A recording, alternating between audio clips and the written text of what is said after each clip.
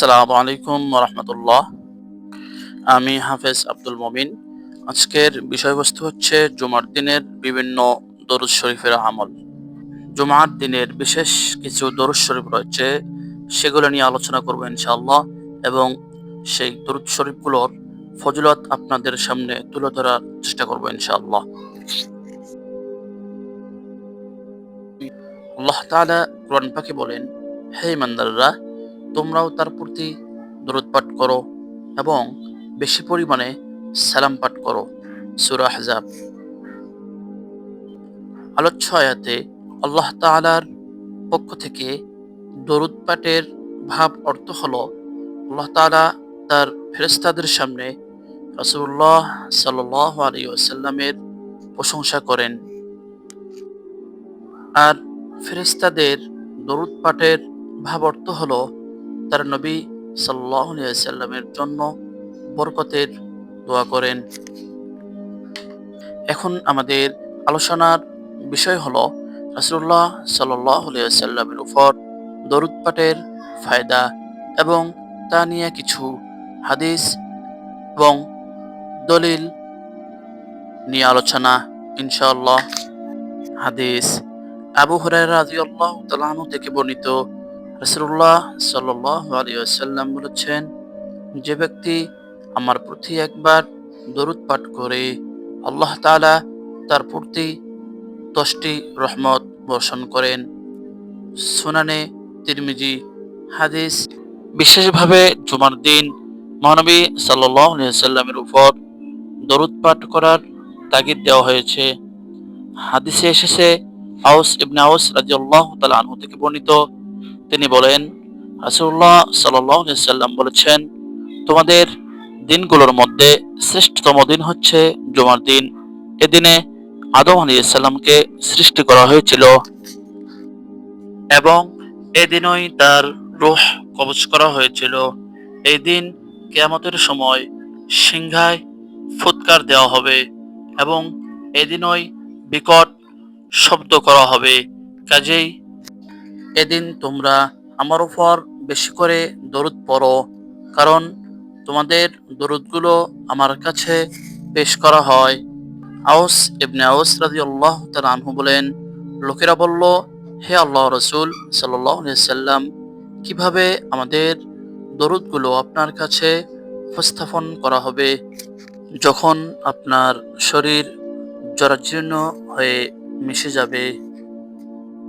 রাসূলুল্লাহ সাল্লাল্লাহু আলাইহি ওয়াসাল্লাম বলেন, মহান আল্লাহ মাটির জন্য নবী রাসূলদের দেহ ভক্ষণ করা হারাম করে দিয়েছেন। আবু দাউদ। একই হাদিস আনাস বিন মালিক রাদিয়াল্লাহু তাআলা আনহু বলেন, রাসূলুল্লাহ সাল্লাল্লাহু আলাইহি ওয়াসাল্লাম বলেছেন, তোমরা জুমার দিন ও জুমার রাতে আমার প্রতি বেশি বেশি দরুদ পাঠ করো, কারণ যে আমার প্রতি একবার দরুদ পাঠ করে, আল্লাহ তার উপর 10টি রহমত নাজিল করেন। হাদিস قال تقول اللهم صل على محمد عبدك ونبيك ورسولك النبي الأمي وتأخذ واحدا। হাদিসের অর্থ, আনাস রাদিয়াল্লাহু তাআলা আনহু বলেন, রাসূলুল্লাহ সাল্লাল্লাহু আলাইহি ওয়াসাল্লাম বলেছেন, যে ব্যক্তি জুমার দিনে আমার উপর 80 বার দরুদ পাঠ করবে, আল্লাহ তাআলা তার 80 বছরের পাপ ক্ষমা করে দিবেন। নবীজির শেখানো জুমার দিনের 4টি দরুদ। দরুদে ইব্রাহিম। আল্লাহুম্মা সাল্লি আলা মুহাম্মাদিন ওয়া আলা আলি মুহাম্মাদ কামা সাল্লাইতা আলা ইব্রাহিমা ওয়া আলা আলি ইব্রাহিম ইন্নাকা হামিদুম মাজিদ। আল্লাহুম্মা বারিক আলা মুহাম্মাদিন ওয়া আলা আলি মুহাম্মাদ কামা বারাকতা আলা ইব্রাহিমা ওয়া আলা আলি ইব্রাহিম ইন্নাকা হামিদুম মাজিদ। দরুদ শরীফ 2 নম্বর। আল্লাহুম্মা সাল্লি আলা মুহাম্মাদিন ওয়া আলা আজওয়াজিহি ওয়া যুররিয়্যাতিহি কামা সাল্লাইতা على آل إبراهيم وبارك على محمد وعلى أزواجه وذريته كما باركت على آل إبراهيم إنك حميد. درود নং 3 اللهم صل على محمد النبي الأمي وعلى آله وعلى آل محمد كما صليت على إبراهيم وعلى آل إبراهيم وبارك على محمد النبي الأمي وعلى آله محمد كما باركت على إبراهيم وعلى آل إبراهيم إنك حميد مجيد.